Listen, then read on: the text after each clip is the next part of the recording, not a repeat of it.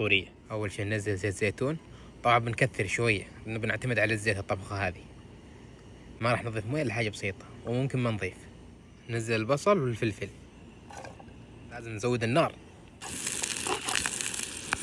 أو بسم الله، لها مروم. دحين بننزل البطاطس والجزر. الكوسة آخر شي عشانها تستوي بسرعة،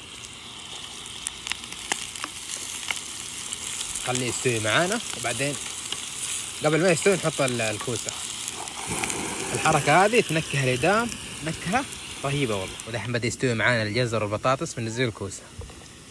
الكوسة ما تاخذ وقت عكس البطاطس والجزر. ودحين بننزل بهارات أمي اللي هي البابريكا الحمراء الباردة، وننزل برضه خلطة السعادة. طبعا خلطة السعادة فيها كزبرة وثوم وكمون وخلطة خاصة.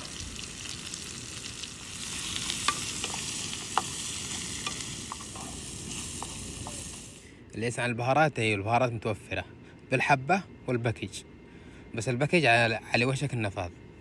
موجودة في المتجر. دي خلطة السعادة، وهذه البابريكا البارد والحارة، والباكج كلها ده ألوان تفتح النفس وريحة تفتح النفس. باقي ما خلصنا، باقي حاجات بسيطة بس، والله ما خليها بخاطري. ودحين بننزل الطماطم وآخر شيء. أيوه، في واحدة صارت تلحس.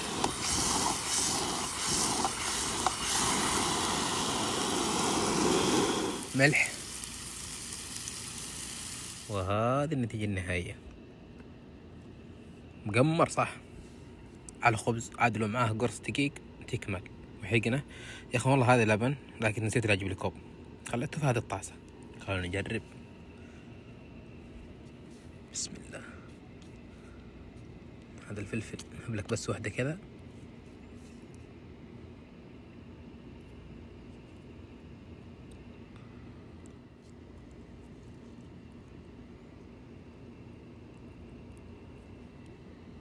ونشوفون الاستواء. شوفوا هذا البطاطس، هذا بطاطس برضه، هذا جزر، هذا الكوسة. عاد الكوسة أصلا